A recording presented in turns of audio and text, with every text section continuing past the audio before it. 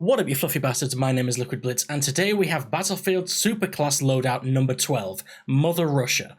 As the name suggests, this is a hardcore Russian class, and as the name also suggests, it's female, because it uses the scout class and it uses a Russian weapon. Now, when you're playing as a Russian scout in Battlefield 1, you play as a female soldier, so Mother Russia. For the motherland! As always, I'm going to go through the loadout first, then I'll discuss the strengths of this class, and then I'll go into some more specific gameplay tips to help you kick the most major of ass with it. Okay, so the loadout. First off, the centerpiece, we have the Mosin-Nagant Marksman with a 4x zoom, a beam reticle, and the bayonet equipped. Now, this weapon has a hellish challenge to unlock it. 15 tripwire kills. It is just the hottest of hells. Well, I made a video about how to get those 15 tripwire kills nice and easily. I mean, it's not easy, but it's the easiest way to get them. There's a link in the description to that video, so if you want to unlock this weapon, I advise you go and check out that video. It should help. As for the secondary, we have the Obrez pistol, equipped with a 2x zoom. I don't know if that's how you pronounce it, but Obrez. Obrez? Obrez? Obrez. As for equipment, we have the spot flare and the K bullets. I originally was going to go for the trench periscope instead of the K bullets, but I opted for the K bullets in the end, and I'll get into that, into why in the gameplay tips. Anyway, moving down the list, next we have the smoke grenade, my favorite grenade in the game.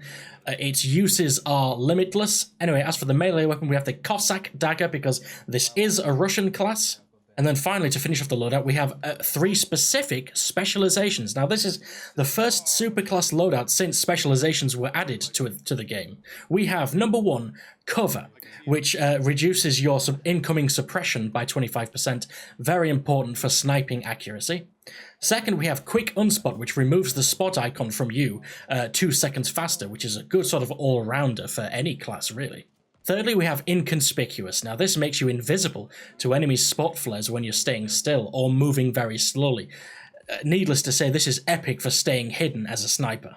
Now, before I move on to the strengths, I will say some specializations are an absolute bastard to unlock. They take ages, but keep in mind the list of criteria for unlocking each one.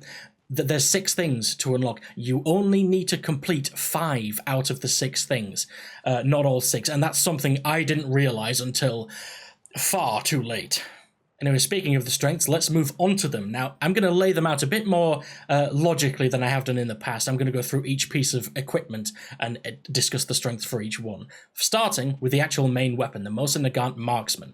It has a pretty damn high velocity, which basically means it has a very low bullet drop, aka it's very accurate. The only thing that's faster is the Conveyor 98, but only just. I mean, this is a very accurate weapon, especially for a marksman rifle. It also has a high fire rate, which basically means faster follow-up shots in case your first shot doesn't kill the target. It's actually joint fastest with several of the weapons, except for the unique Russian 1895 trench, which is ridiculously fast, but that's a unique weapon. And the third strength for the Mosin-Nagant is, I value this as a strength. It feels awesome to use, at least personally. A lot of the fun from games like these, games like Battlefield, comes from how a weapon actually feels to use. Do you know what I mean?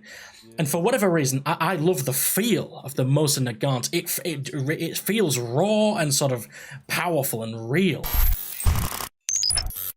This isn't real. What is real?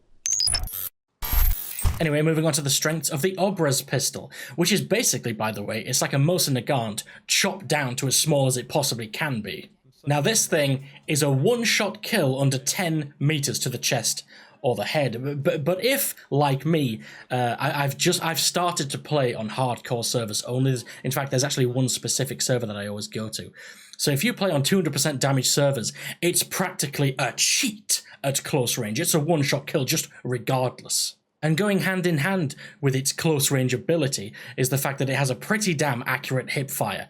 I mean, really, I've looked at the stats and they're only okay, but when you actually use this thing at close range, ignore the stats. When you actually use this thing, I barely miss. Maybe I'm just epic. Smoke weed every day. Weed. It's the one and only Eagle Double G. Anyway, moving on to the strengths of the equipment. Now, these are basically common sense. I mean, first of all, the spot flare. It doesn't just help you spot enemies and know where all your enemies are. It helps your entire team by revealing all the enemies in a large radius. I mean, it's just all-around common sense. It's just epic. Now, along the same vein, K-bullets. Don't just think of K-bullets as you doing damage. They're also just simply very helpful to your team by you contributing to taking down vehicles and elites and behemoths. So both the flare and the K-bullets are both helpful to the rest of your team as well as yourself, and that's the point. Anyway, that's it for all the main strengths. Let's move on to the gameplay tips to actually make the most of this class. Let's start off with possibly the most important feature, which I've already covered. Flares. You need to constantly be firing your flares towards enemy hotspots, those positions on the map where there's going to be loads of enemies, or like choke points, things like that. I mean, it's common sense, but your flares are so helpful to your entire team. And remember, you can get them replenished from ammo packs, so just keep on firing your flares. Anyway, on to the next tip. It's actually using the other piece of equipment. K-bullets. Now, I suggest you actually save your K-bullets for scaring away enemy planes. Most people use K-bullets quite simply to try and kill vehicles and elites and things. And while this is obviously perfectly fine and most of the use of K-bullets, I find it's often best for saving them specifically for planes, because if you land a couple of K-bullets on a plane, it scares. I mean, when I'm in planes and I can tell I'm getting sniped by K-bullets, it scares the shit out of me and I fly away. So use them to scare off enemy planes. Again, it goes back to the helping your entire team thing. If you can scare off planes as a scout class, I mean, you're helping your entire team by doing so. Anyway, moving on. Next tip. This is my age-old tip for Battlefield 1. Use smoke to move from cover to cover safely. Smoke grenades are awesome. They've always been awesome, and they always will be awesome. Now, with this class specifically, I consider this a medium-range scout loadout. You're going to want to use these to fill open areas with smoke so you can move from cover to cover without getting shot to pieces. I mean, seriously, that is the biggest strength with smoke grenades specifically. Forget this Mother Russia loadout. Smoke grenades, the biggest strength is to use them in wide open areas, like on the new Russian map, Galicia, where it's just a massive open field, basically. Ain't nothing better than a smoke grenade. Equip that shit now. Now, the next tip goes back to what I was saying before about the Obrez hipfire. I suggest that you actually go out of your way to hipfire the Obrez pistol when you're running close quarters. I mean, personally, as you will have seen in some of the gameplay, I found that it's more than accurate enough when hip-firing to easily get multiple kills in a row. Seriously, 2, 3, 4 kills, it's not that hard. That being said, I mean, don't be afraid to aim this weapon. I put the 2x zoom on there for a reason, just in case the enemy isn't right point-blank range and you do need a bit more accuracy. Just aim down sight. It's pretty accurate as well. That being said as well, keep in mind that beyond 10 meters, the damage does start to drop quite dramatically, so don't use this to snipe with, it won't work. Now, my next tip I've never actually suggested before in any of the superclasses.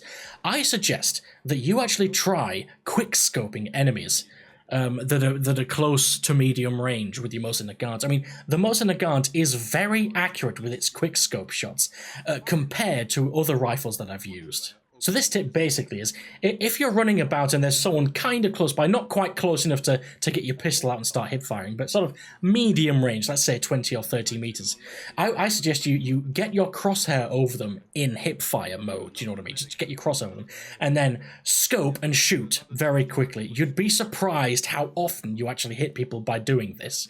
Now, the next and last tip is about your general attitude, your general playstyle when using this loadout. And the tip is, don't be afraid to run and gun close range with this loadout. As I've covered very well by now, this loadout is actually pretty damn powerful at close range because of the Obrez pistol.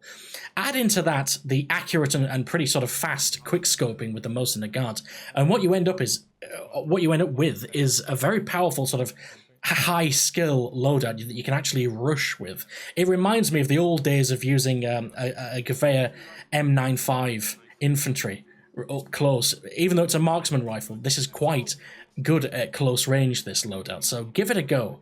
It's very tempting with any similar class that uses a Marksman rifle to sort of sit back and snipe. But that's what the sniper variants are for. With a Marksman, don't be afraid to get in there and just kick ass at close and medium range. Just get stuck in. That's what she said. Anyway, that's all there is to it. I hope you enjoy the Mother Russia Superclass loadout. Let me know what you think of it once you've actually... I mean, if you haven't unlocked the weapon and the specific specializations, it might take a while. It took me ages to unlock them all, so... But don't be afraid. Once you actually unlock everything, it is a genuinely fun class to use, so it's worth spending the time to actually complete the challenges. It's worth it. Anyway, when you eventually do unlock everything, let me know what you think of this loadout. Like this video if you liked it, like this video if you didn't like it. Subscribe if you want to see more similar content, and I live stream on Twitch every single evening, so go and follow me over on Twitch, link in the description. Liquid Blitz, out!